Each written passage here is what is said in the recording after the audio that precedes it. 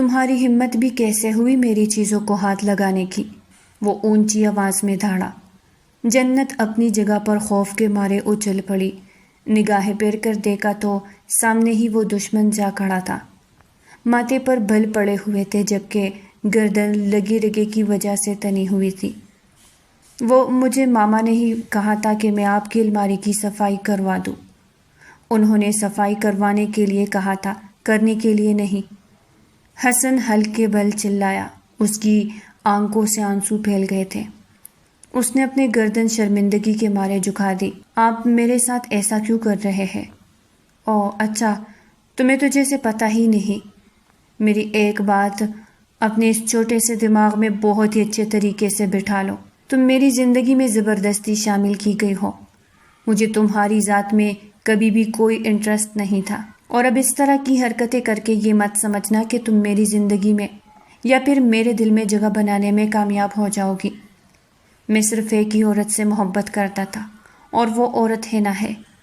اپنے شوہر کے منہ سے اپنی بہن کا نام سن کر اس کو یوں محسوس ہوا تھا کہ جیسے کسی نے اس کے سینے میں خنجر چلا دیا۔ اسے تو لگا تھا کہ وہ اپنے حسن کی مدد سے سردار حسن کو سب کچھ بھلانے پر مجبور کر دے گی، مگر یہ اس کی سب سے بڑی غلط فہمی ثابت ہوئی تھی۔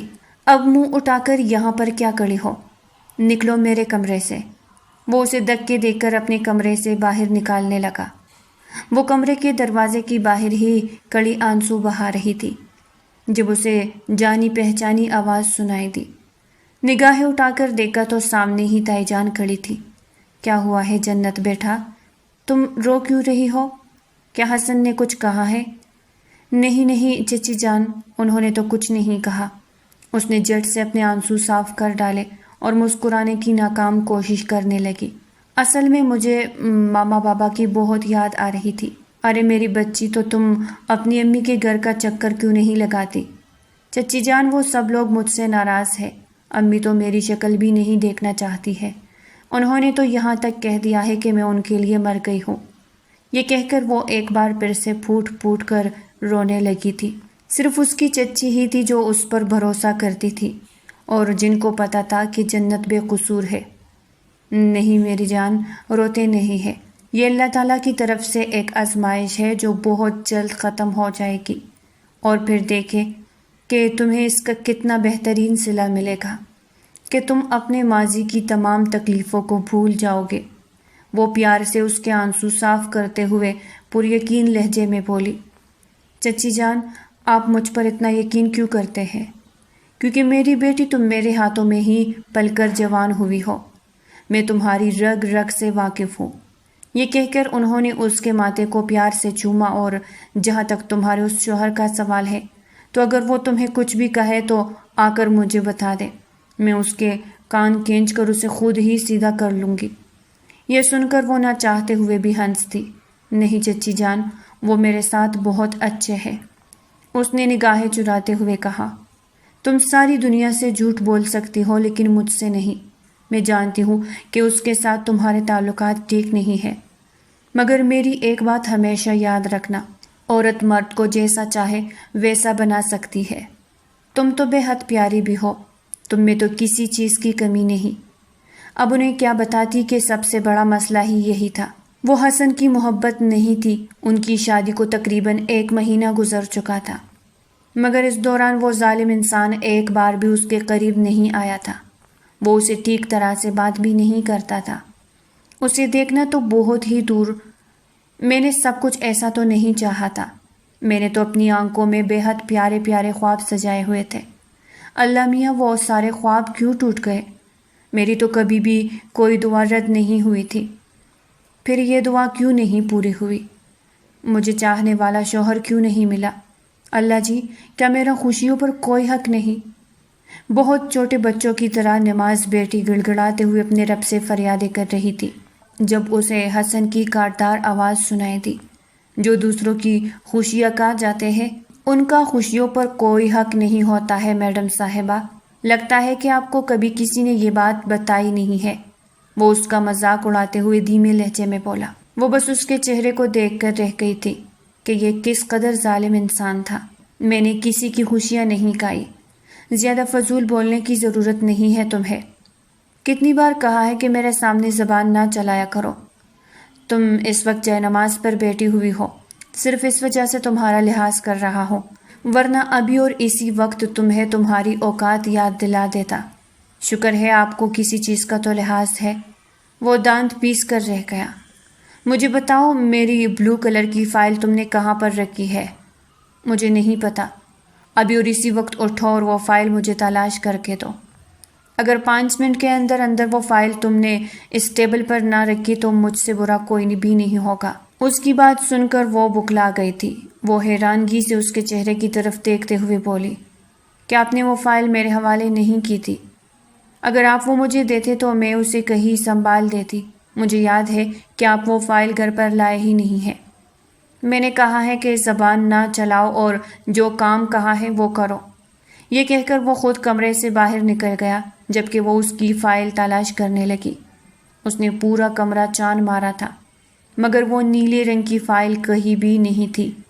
دوبارہ جب وہ کمرے میں داخل ہوا تو 15 منٹ گزر چکے تھے۔ کہاں پر ہے وہ فائل؟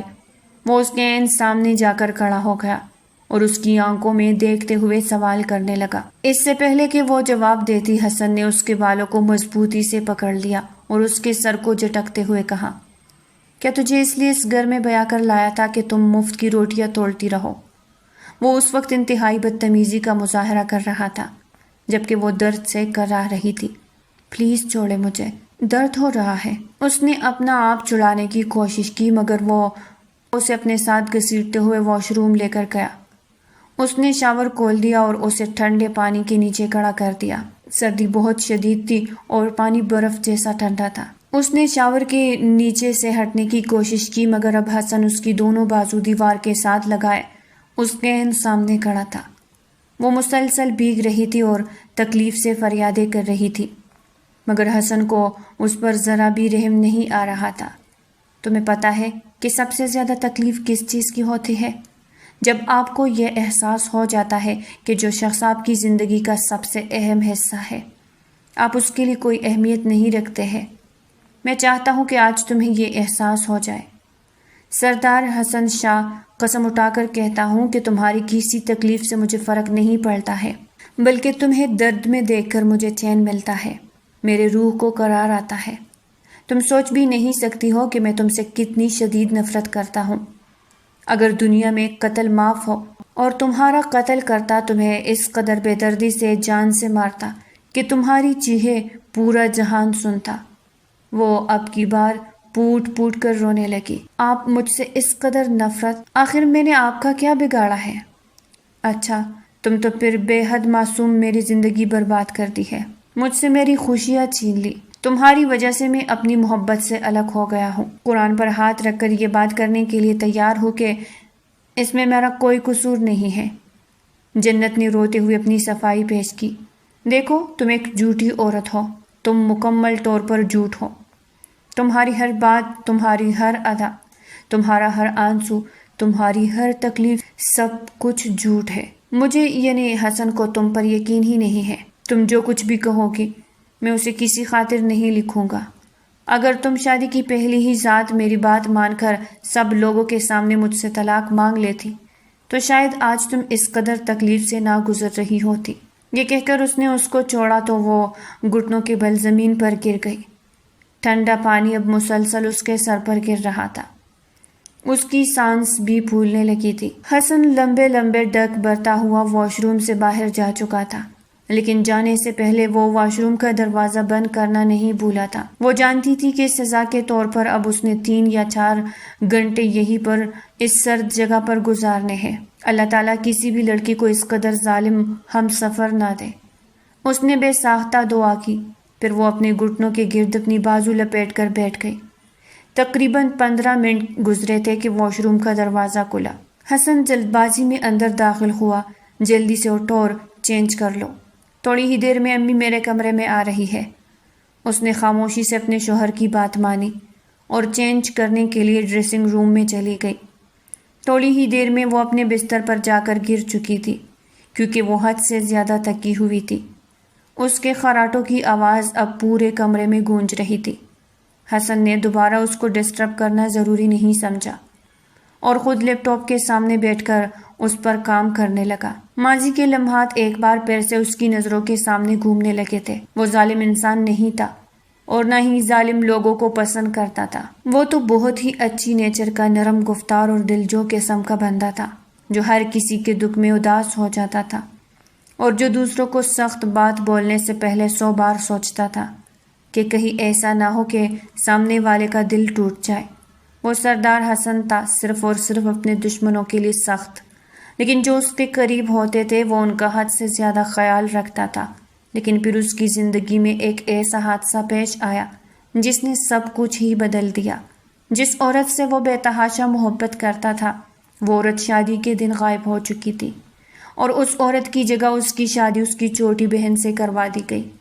جب شادی کی رات اس نے گھونگھٹ اٹھایا اور دیکھا کہ وہاں پر حنا نہیں بلکہ اس کی چھوٹی بہن بیٹھی ہوئی ہے، تو اس کا دماغ غصے سے گھوم گیا۔ اس کا دل کر رہا تھا کہ وہ اس چھوٹی سی لڑکی کو جلا کر راکھ کر ڈالے۔ جنت نے یہ سب کچھ اپنی بہن کے کہنے پر کیا تھا اور پھر اپنی ماں کے کہنے پر مجبور ہو گئی تھی۔ اگر وہ ایسا نہ کرتی تو شاید وہ اپنے گھر والوں کی نظروں میں بھی گر جاتی۔ اگلی صبح بہت ہی روشن تھی۔ جنت کی طبیعت بہت خراب تھی، اسی سے ٹھیک طرح سے اٹھا بھی نہیں جا رہا تھا۔ صبح 6 بجے کے وقت حسن اسے اٹھانے کے لیے آیا مگر وہ دوبارہ سے سو گئی۔ حسن نے غصے سے اس کی بازو پکڑی تو حیران رہ گیا۔ وہ بخار میں تپ رہی تھی مگر اسے جنت پر ذرا بھی ترس نہیں آیا۔ وہ اسے گھسیٹتا ہوا کچن میں لے کر گیا اور اسے اپنے لیے ناشتہ بنوانے لگا۔ تو اس وقت بڑی مشکل سے چولہے کے سامنے کھڑی تھی کہ اچانک ہی اسے چکر آئی اور وہ لڑکھڑا کر زمین پر گر گئی۔ جب جنت کی ساس نے یہ دیکھا، پہلے تو حیران ہو گئی اور پھر مسکراتے ہوئے پرجوش انداز میں بولی، مجھے لگتا ہے کہ خوشخبری ہے، میری بہو ماں بننے والی ہے۔ جب حسن نے یہ بات سنی تو وہ پانی پیتے ہوئے بری طرح سے کانسنے لگا۔ وہ ابھی تک اس لڑکی کے پاس بھی نہیں گیا تھا اور نہ ہی ان دونوں کے درمیان کچھ ہوا تھا، بلکہ وہ تو اس کی طرف دیکھتا بھی نہیں تھا اور اس کی ماں یہ خوش فہمی پال کر بیٹھ گئی تھی کہ ان کی بہو ماں بننے والی ہے۔ بیٹا تم ایسا کرو، اسے اسپتال لے کر جاؤ، اس کے ٹیسٹ وغیرہ کروا لو۔ وہ یکدم ہی پرجوش ہو گئی۔ تب تک اسے بھی ہوش آ گیا تھا۔ اماں یار کیا ہو گیا ہے؟ اس کو ٹیمپریچر ہے جس کی وجہ سے اس کو کمزوری ہو گئی تھی۔ بیٹا تم لوگوں کی شادی کا 1 مہینہ بھی تو گزر چکا ہے اور یہ بھی تو ہو سکتا ہے کہ کوئی خوشخبری۔ اماں خوشخبری اس وقت ہوتی ہے جب بات کرتے کرتے وہ یکدم ہی خاموش ہو گیا تھا۔ جانتا تھا کہ اگر انہیں حقیقت بتا دیتا تو ایک نیا طوفان کھڑا ہو جاتا۔ وہ بھی خاموشی سے بیڈ سے ٹیک لگائے تماشا دیکھ رہی تھی۔ اس کی سانس پھر بھی باز نہ آئی اور نرس کو بلا لیا۔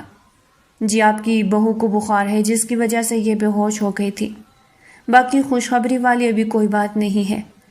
نوشین بیگم مایوس ہو گئی اور پھر اپنی بہو کے بالوں میں ہاتھ پھیرتے ہوئے کہنے لگی، فکر مت کرو، مجھے یقین ہے کہ اللہ تعالیٰ بہت جلد تم پر اپنی رحمت کریں گے۔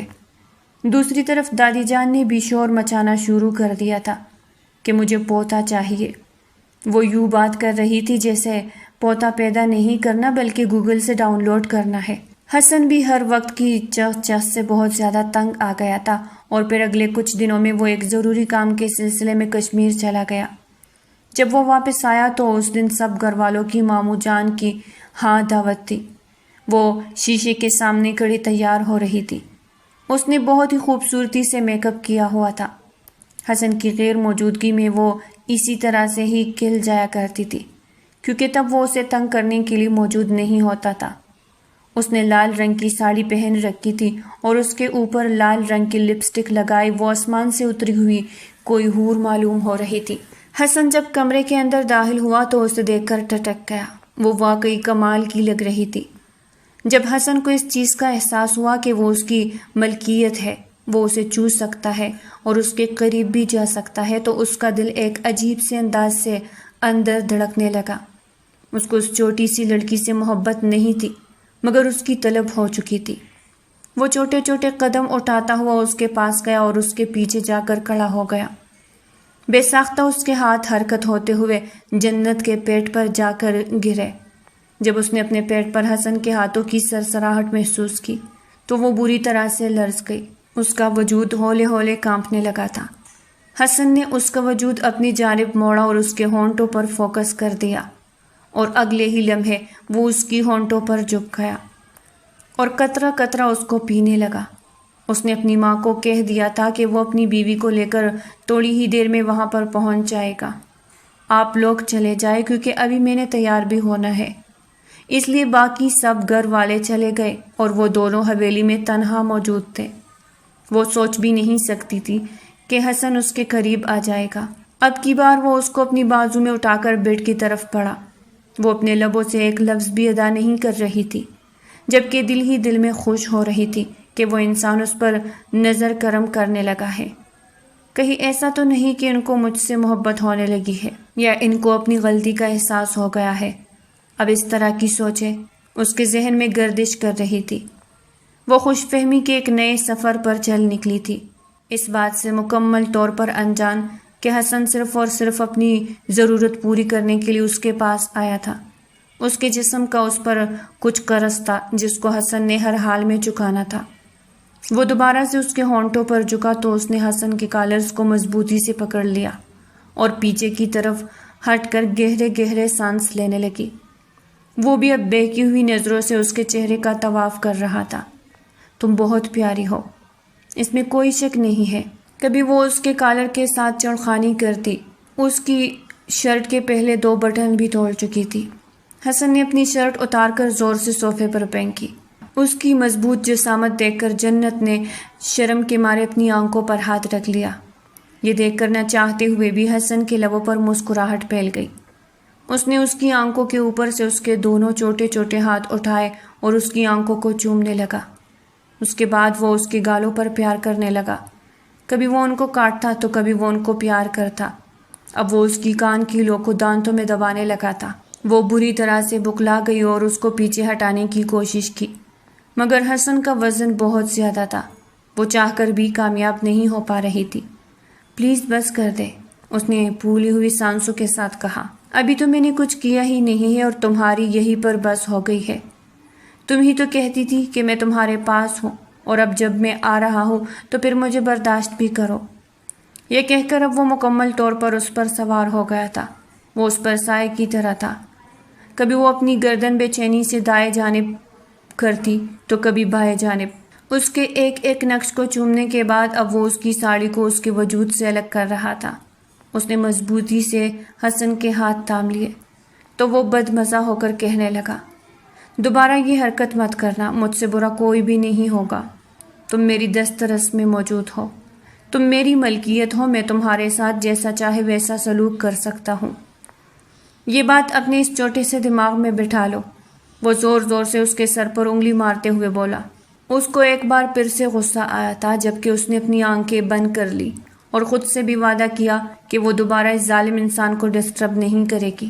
اب وہ اس کی ساڑی کو اس کے سینے سے الگ کر رہا تھا۔ نیچے بہت ہی ٹائٹ بلاؤز تھا جس میں اس کے نشیب و فراز صاف طور پر نظر آ رہے تھے۔ اس کا فگر بہت ہی زبردست تھا۔ حسن نے دل کے دل میں اس کو سراہا اور اب وہ اس کے بلاؤز کی زپ کو کھولنے لگا تھا۔ وہ بن مچھلی کی پانی کی طرح تڑپ رہی تھی۔ ارے ارے میری جان، تمہاری حالت تو ابھی ہی بہت زیادہ خراب ہو گئی ہے، وہ کچھ محسوس کرتے ہوئے بولا تو وہ پریشان ہو گئی۔ کیا آپ سے پہلے کبھی کوئی تمہارے قریب نہیں آیا؟ اس طرح کے حالات میں اسے اس طرح کے سوال کی امید نہیں تھی۔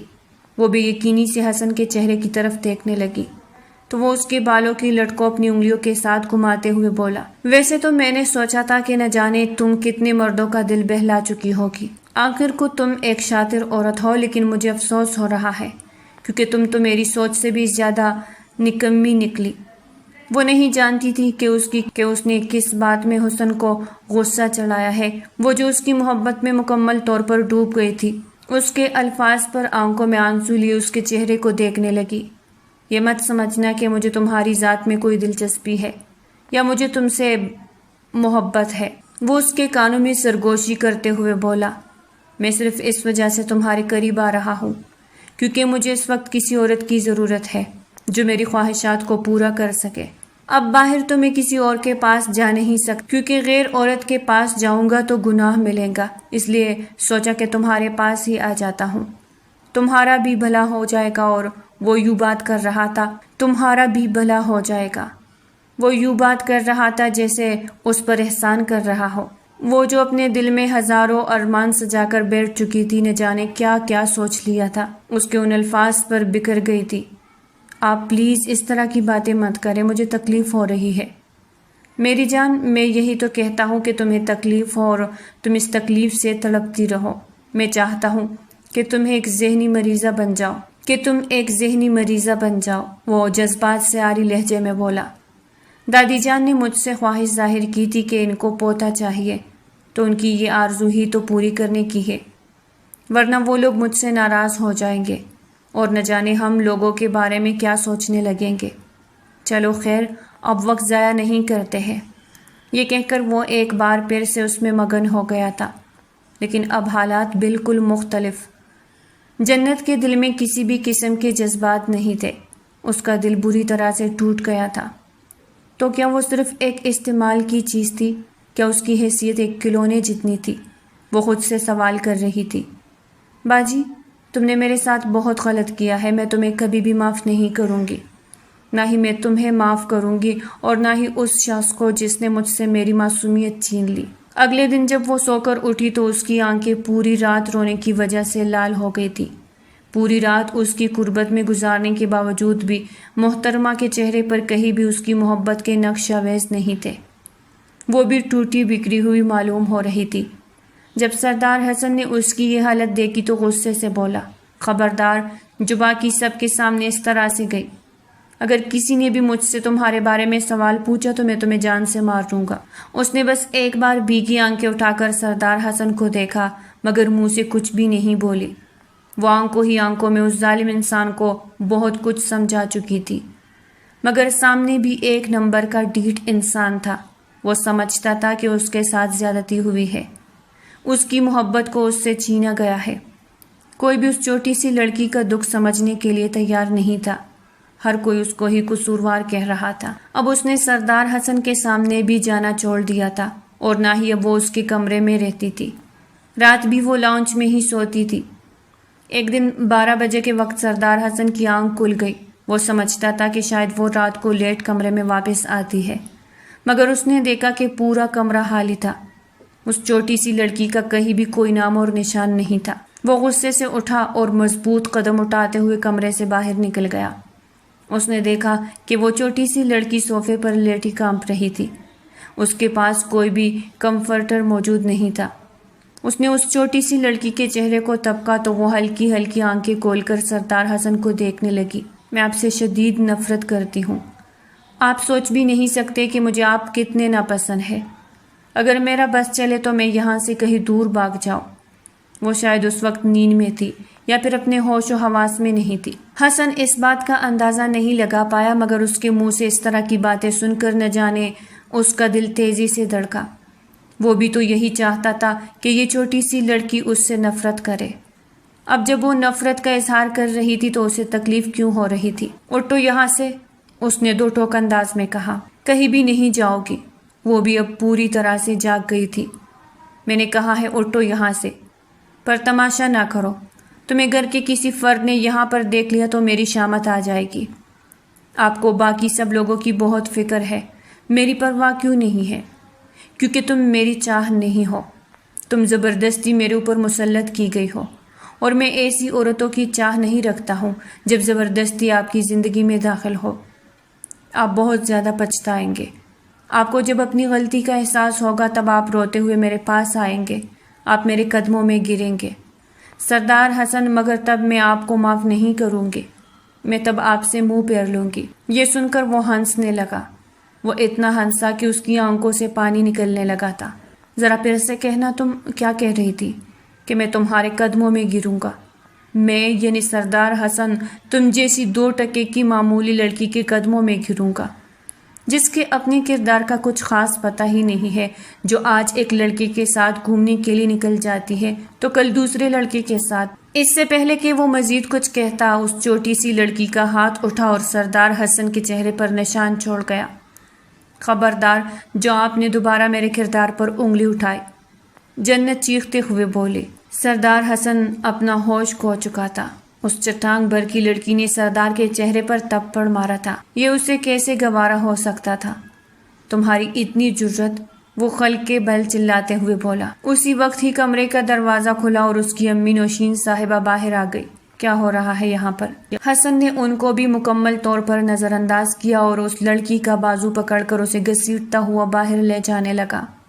چھوڑو مجھے، میں کہتا ہوں کہ مجھے چھوڑ دو۔ حسن، یہ تم کیا کر رہے ہو؟ نوشین بیگم پیچھے سے چیخی، مگر حسن کے کانوں میں تو اس وقت اس تپڑ کی باز گشت ہو رہی تھی جو اس چھوٹی سی لڑکی نے اسے مارا تھا۔ وہ کیسے یہ بات گوارا کر سکتا تھا؟ اس کی عزت، اس کی انا کیسے اس چیز کو قبول کر سکتی تھی؟ میں آج اس کو اس کی اوقات یاد دلاؤں گا، اور خبردار آپ میں سے کوئی بھی میرے قریب آیا۔ وہ اتنی اونچی آواز میں دھاڑا تھا کہ نوشین صاحبہ کو اپنا دل سینے سے نکلتا ہوا محسوس ہوا۔ دیکھو حسن میرے بیٹے، دیکھو، یہ غصہ چھوڑ دو، اور جنت کو بھی۔ وہ اس وقت کہاں پر جائے گی؟ میری بلا سے یہ جہنم میں جائے یا پھر کسی گاڑی کے نیچے آ کر مر جائے، مجھے اس چیز کی کوئی پرواہ نہیں ہے۔ یہ بہت زیادہ ہواؤں میں اڑنے لگی ہے۔ آج میں اس کو بتاتا ہوں، جب تک اس کو زمین پر نہیں پٹکوں گا تب تک اس کا دماغ ٹھکانے پر نہیں آئے گا۔ وہ اس کو اپنی گاڑی میں بٹھا کر لے گیا اور پھر تھوڑے ہی فاصلے پر اسے دھکا دے کر اپنی گاڑی سے باہر اتارا۔ وہ اس وقت سڑک پر بیٹھے بے یقینی سے حسن کے چہرے کو دیکھ رہی تھی۔ آپ یہ کیا کر رہے ہیں؟ آپ مجھے یہاں پر چھوڑ کر جا رہے ہیں؟ اس نے کانپتی ہوئی آواز میں سوال کیا، مگر حسن نے اس کی بات کا جواب دینا ضروری نہیں سمجھا اور خود گاڑی لے کر حویلی کی طرف بڑھ گیا۔ وہ پیچھے اونچی اونچی آواز میں چلا رہی تھی، اس کی منتیں کر رہی تھی، مگر حسن پر کوئی بھی اثر نہیں ہو رہا تھا۔ گھر واپس آنے کے بعد اس نے 2 نیند کی گولیاں لی۔ اس وقت اس کے دماغ کو ریلیکس ہونے کی ضرورت تھی۔ اس وقت سردار حسن کو صرف اپنی پرواہ تھی، اسے جنت کی کوئی فکر نہیں تھی کہ وہ جوان خوبصورت لڑکی سڑک کے بیچوں بیچ اکیلی کھڑی ہے۔ اگر اس کے ساتھ کوئی حادثہ پیش آ جاتا ہے تو اس کا ذمہ دار کون ہوگا؟ اس کے ذہن میں اس طرح کی کوئی بھی بات نہیں تھی۔ اسے صرف اتنا پتا تھا کہ وہ اپنا انتقام لینے میں کامیاب ہو چکا ہے۔ نوشین صاحبہ بے چینی سے لاؤنج میں چکر کاٹ رہی تھی۔ حسن نے جنت کے ساتھ کیا کیا ہوگا؟ انہوں نے اپنے شوہر پر ایک نظر ڈالتے ہوئے سوال کیا تو انہوں نے کندھے اچکا دیے۔ میں تو تم لوگوں کو پہلے ہی کہتا تھا کہ جنت کی زندگی برباد نہ کرو۔ میں اپنے سپوت سے بہت اچھے طریقے سے واقف ہوں۔ وہ ضد کا بہت پکا ہے۔ ہمیشہ اس نے اپنی زندگی میں ضد کی وجہ سے ہی نقصان کیا، مگر اس کے باوجود بھی وہ باز نہیں آتا ہے۔ وہ سنجیدگی سے ایک نظر اپنی بیگم پر ڈالتے ہوئے بولے، مجھے تو لگا تھا کہ جنت اپنی خوبصورتی سے اسے اپنا دیوانہ کر لینے میں کامیاب ہو جائے گی۔ ہر بار مرد کو خوبصورتی گائل نہیں کرتی ہے۔ تم جانتی بھی تھی کہ حسن اس کی بڑی بہن سے کتنی محبت کرتا تھا۔ وہ اس کے پیچھے اپنی جان دیتا تھا۔ سوچو کہ سہاگ رات جب وہ اس کی بہن کا انتظار کر رہا ہو اور اس کی جگہ جنت کا چہرہ نمودار ہو تو اس کے دل پر کیا بیتے گی؟ بات تو وہ سچ ہی کر رہے تھے، اور اب وہ لوگ برداشت کرنے کے علاوہ اور کر بھی کیا سکتے تھے؟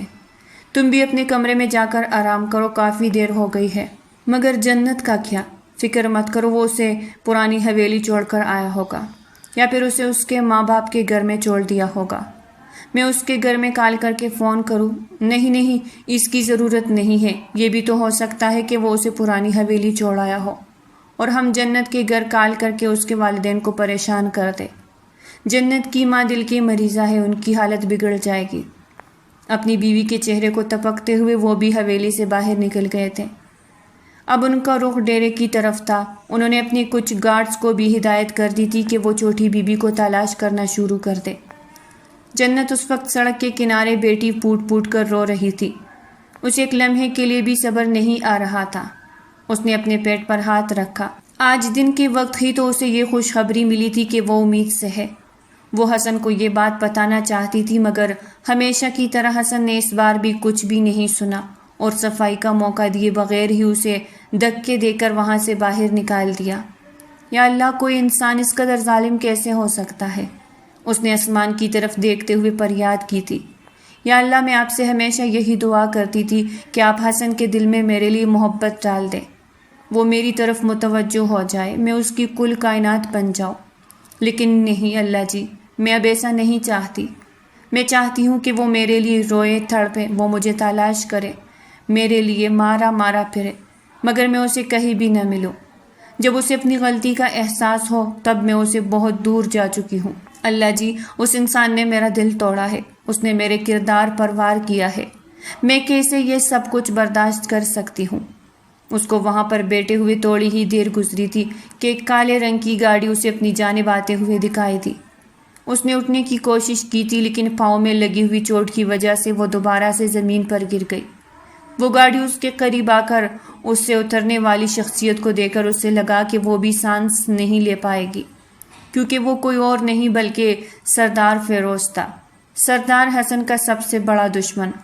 اس کے لبوں پر ایک شاطرانہ مسکراہٹ پھیلی ہوئی تھی۔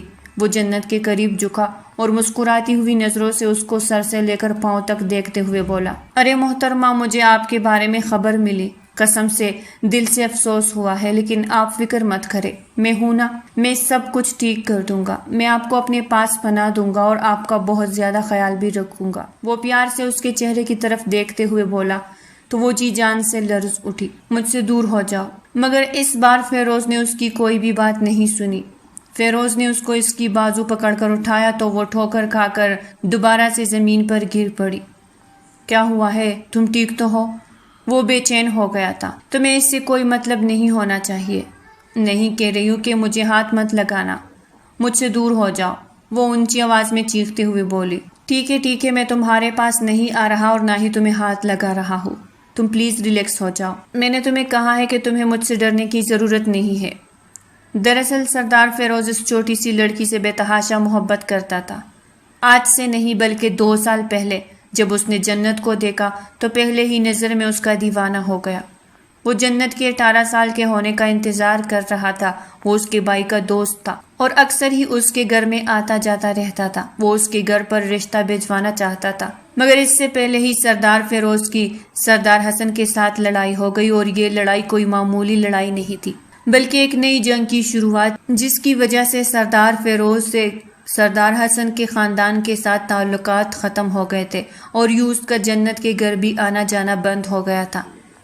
اس نے دوبارہ جنت سے ملنے کی کوشش کی تھی۔ اس نے جنت کو ایک بار راستے میں بھی روکا تھا اور اسے اپنی محبت کا پیغام دیا تھا، مگر جنت بہت زیادہ ڈر گئی تھی۔ اسے اس انسان سے خوف محسوس ہوتا تھا کیونکہ اس نے گاؤں والوں کے منہ سے سن رکھا تھا کہ وہ بہت ہی ظالم ہے، غریبوں کے ساتھ زیادتی کرتا ہے اور معصوم لڑکیوں کو پریشان بھی کرتا ہے۔ وہ کیسے اس قدر ظالم انسان کو قبول کر سکتی تھی؟ اس نے بعد میں اپنے بھائی کو اس بارے میں شکایت لگائی تو اس کے بھائی نے اس کا گھر سے نکلنا ہی بند کر دیا تھا۔ اس کی بڑی بہن جو کہ یونیورسٹی میں بھی پڑھتی تھی اور کافی ماڈرن بھی تھی، وہ بہت کم ہی گھر واپس آتی تھی۔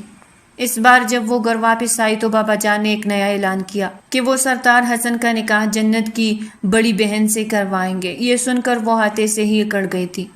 میں مر جاؤں گی مگر ایسا کبھی بھی نہیں کروں گی، اور اگر آپ لوگوں میں سے کسی نے بھی میرے ساتھ زیادتی کرنے کی کوشش کی تو میں گھر سے بھاگ جاؤں گی۔ سب لوگ یہی سمجھ رہے تھے کہ وہ مذاق کر رہی ہے اور صرف ڈرانے کے لیے اس طرح کی باتیں کر رہی ہے۔ کوئی بھی نہیں جانتا تھا کہ وہ ایسا کر گزرے گی۔ اس کی شادی کا دن آ پہنچا تھا۔ جب جنت اس کے کمرے میں گئی تو اس کا حلیہ دیکھ کر پریشان ہو گئی۔ تم نے دلہن کا لباس کیوں اتار دیا اور یہ اس طرح کے کپڑے کیوں پہن رکھے ہیں؟ تم نے اپنا چہرہ کیوں دھو دیا؟ تھوڑی ہی دیر میں بارات آنے والی ہے۔ اس نے ایک ہی سانس میں ڈھیر سارے سوالات کیے تو وہ مسکراتے ہوئے کہنے لگی، میں نے تمہیں کہا تھا نا پیاری بہن کہ میں یہ شادی نہیں کروں گی اور گھر سے بھاگ جاؤں گی۔ بس آج اپنا کیا ہوا وعدہ پورا کر رہی ہوں۔ دیکھو پلیز ایسا مت کرنا، اماں ابا تمہاری وجہ سے کسی کو منہ دکھانے کے قابل نہیں رہیں گے۔ میری بہن تم ہو نا قربانی دینے کے لیے، ویسے بھی بچپن سے تم ہی قربانی دیتی آئی ہو، آج بھی تم ہی صحیح۔ چلو جلدی سے یہ جوڑا پہن لو اور دلہن بن کر بیٹھ جاؤ، کیونکہ تم ہی ہو جو اپنے ماں باپ کی عزت بچا سکتی ہو، ان کی پیاری بیٹی۔ یہ کہہ کر وہ گھر کے پچھلے حصے سے باہر نکل گئی تھی۔ جنت باقی گھر والوں کو بتانے کے لیے دوڑی مگر تب تک بہت دیر ہو چکی تھی، وہ وہاں سے جا چکی تھی۔ اب جنت کی ماں کے پاس بھی اس کے علاوہ کوئی راستہ نہیں تھا کہ وہ اپنی چھوٹی بیٹی کو دلہن کا لباس پہنا کر نکاح کے لیے تیار کرے۔ امی جان پلیز ایسا مت کرے، میں مر جاؤں گی۔ حسن بھائی تو پہلے بھی مجھے پسند نہیں کرتے ہیں، انہیں مجھ سے شدید نفرت ہے۔ وہ تو میرا چہرہ دیکھنا بھی نہیں چاہتے۔ میں جب بھی ان کے سامنے جاتی ہوں وہ نفرت سے منہ پھیر لیتے ہیں۔ وہ مجھے کیسے اپنی بیوی کے روپ میں قبول کریں گے؟ امی، وہ مجھے جان سے مار دیں گے۔ مجھے ان سے بہت ڈر لگتا ہے۔ امی پلیز زیادتی مت کریں۔ وہ چھوٹے بچوں کی طرح رو رہی تھی، مگر کوئی بھی اس کے بات سننے کے لیے تیار نہیں تھا، کیونکہ یہ ان کے پاس آخری راستہ تھا۔ اسے دلہن کا لباس پہنا کر حسن کے پہلو میں بٹھا دیا گیا۔ جب اس نے قبول ہے کہا تو حسن اس کی آواز سن کر چونک اٹھا، کیونکہ اپنے محبوب کی آواز تو وہ فوراً ہی پہچان لیتا تھا۔ اس نے ایک نظر اپنی پہلو میں بیٹھی ہوئی لڑکی پر ڈالی تو اسے شدت سے کچھ غلط ہونے کا احساس ہوا۔ اس سے پہلے کہ وہ کچھ کہتا، اس کے بابا نے اس کے کندھے پر ہاتھ رکھا اور اس کو تپکنے لگے۔ اس نے غصے سے اپنی مٹھی بھینچ لی تھی۔ وہ سمجھ گیا تھا کہ اس کے پہلو میں اس کی محبت نہیں بلکہ کوئی اور بیٹھا ہوا ہے۔ تب تو اس نے اپنے خاندان کی عزت رکھنے کے لیے نکاح کر لیا تھا، لیکن گھر جاتے ہی اس نے جنت کا دوپٹہ اس کے سر سے کھینچ کر اتارا اور ایک زوردار تپڑ اس کے چہرے پر مارتے ہوئے بولا، تمہاری یہی اوقات ہے۔ یہ بات اپنی اس چھوٹے سے دماغ میں بٹھا لینا، اگر تمہیں لگتا ہے کہ اس طرح کی چالاکی کر کے تم میرے دل میں جگہ بنانے میں کامیاب ہو جاؤ گی تو یہ تمہاری سب سے بڑی غلط فہمی ہے۔ میں اس دنیا میں صرف ایک ہی عورت سے نفرت کرتا ہوں اور وہ تم ہو۔ میں محبت بھی صرف ایک ہی عورت سے کرتا ہوں اور وہ تمہاری بہن ہے۔ وہ اسے کہنا چاہتی تھی کہ اس میں اس کا کوئی قصور نہیں ہے، اور جس عورت سے وہ محبت کرتا ہے اسے کبھی بھی سردار حسن سے محبت نہیں رہی تھی۔ سردار فیروز اس چھوٹی سی لڑکی کو اپنی حویلی لے کر آ گیا تھا۔ اس نے اس کے لیے ایک الگ کمرہ تیار کروا کر رکھا ہوا تھا۔ وہ اس کے کمرے میں بہت کم ہی جاتا تھا، اکثر ہی اس کا حال چال پوچھنے کے لیے وہاں پر چلا جاتا۔ وہ خوش تھا کہ اس کی محبت اس کے دسترس میں آ چکی ہے۔ ایک دن جنت نے روتے ہوئے اسے حسن کے ظلم اور ستم کے بارے میں بتایا تو فیروز کو اس پر بے ساختہ ترس آیا۔ اب وہ حسن کے بچے کی ماں بھی بننے والی تھی۔ فیروز اس بات سے کچھ دن تک ڈسٹرب رہا، مگر اب اپنی محبت کے لیے اسے یہ سب دل و جان سے قبول کرنا ہی تھا۔ اب اس بچے کی پیدائش کا انتظار کر رہا تھا تاکہ اس چھوٹی سی لڑکی کو اس کے شوہر سے طلاق دلوا کر خود اس سے نکاح کر لے اور ایک پرسکون زندگی گزارے۔ فیروز کو اس کے بعد کبھی بھی کوئی لڑکی پسند نہیں آئی تھی، اور اب جب دوبارہ اس کو اپنی محبت کے قریب ہونے کا موقع مل رہا تھا تو وہ کیسے یہ موقع اپنے ہاتھ سے جانے کی اجازت دے سکتا تھا۔ ایک دن اس کی طبیعت بہت زیادہ خراب ہو گئی تو وہ اس کو ملنے کے لیے اس کے کمرے میں آیا۔ تم یہ سب کچھ کیوں کر رہے ہو؟ میں تمہارے دشمن کی بیوی ہوں، اس کے باوجود تم میرا خیال کیوں رکھ رہے ہو؟ تمہیں تو مجھے سزا دینی چاہیے تاکہ تم اپنے دشمن کو تکلیف پہنچا سکو۔ میں جانتا ہوں کہ تمہیں تکلیف پہنچانے سے میرے دشمن کو کوئی فرق نہیں پڑے گا، الٹا میرے دل کو تکلیف پہنچے گی۔ یہ بات سن کر وہ پھوٹ پھوٹ کر رونے لگی۔ دوسری طرف سردار حسن کو یوں لگ رہا تھا جسے اس کی دنیا فنا ہو گئی ہو۔ کافی عرصے کے بعد وہ جنت کی بہن سے ملا تھا، اور جنت کی بہن کے منہ سے حقیقت جاننے کے بعد ساری چیزیں ہی کلیئر ہو گئی تھی۔ اس میں اس بیچاری جنت کی کوئی قصور نہیں تھا، وہ تو مجبور کی گئی تھی۔ اس کے تو اپنے خواب تھے جن کو وہ پورا کرنا چاہتی تھی، مگر کسی نے بھی اس کی بات نہیں سنی اور اس کا نکاح زبردستی سردار حسن سے کروا دیا۔ وہ تو خود بہت ڈری ہوئی تھی اور سردار حسن نے اس کو مزید تکلیفیں پہنچائی، اس کو اس کی اپنی ہی نظروں میں گرایا۔ اب وہ اسے پاگلوں کی طرح تلاش کر رہا تھا جب اسے اپنے ایک خاص ملازم سے پتا چلا کہ اس کی بیوی اس کے سب سے بڑے دشمن فیروز کی دسترس میں ہے۔ اگلی شام وہ اپنی بیوی کو لینے کے لیے پہنچ گیا۔ وہ اسے ملنے کے لیے لاؤنج میں گئی تھی، مگر اس نے اس کے ساتھ جانے سے انکار کر دیا تھا۔ میں جانتا ہوں کہ فیروز نے تمہیں ڈرایا ہوا ہے۔ نہیں، یہ تو میری بہت عزت کرتا ہے، یہ تو میرا بہت خیال رکھتا ہے۔ اس نے میری اس وقت مدد کی جب تم مجھے چھوڑ کر چلے گئے تھے۔ اس دن فیروز گھر پر موجود نہیں تھا، اس لیے سردار حسن بآسانی اپنی بیوی سے ملنے میں کامیاب ہو گیا تھا۔ اس کی بات سن کر وہ مضبوط قدم اٹھاتا ہوا اس کے پاس آیا اور اس کے قدموں میں گر کر پھوٹ پھوٹ کر رونے لگا۔ دیکھو، مجھے اپنی غلطی کا احساس ہے، میں تم سے وعدہ کرتا ہوں کہ دوبارہ کبھی بھی تمہیں تکلیف نہیں پہنچاؤں گا۔ مجھے اندازہ ہو گیا ہے کہ میں بہت غلط تھا، اب پلیز مجھے مزید دکھ مت دو، میں پہلے ہی تمہارے لیے تڑپ رہا ہوں، پلیز مجھے معاف کر دو۔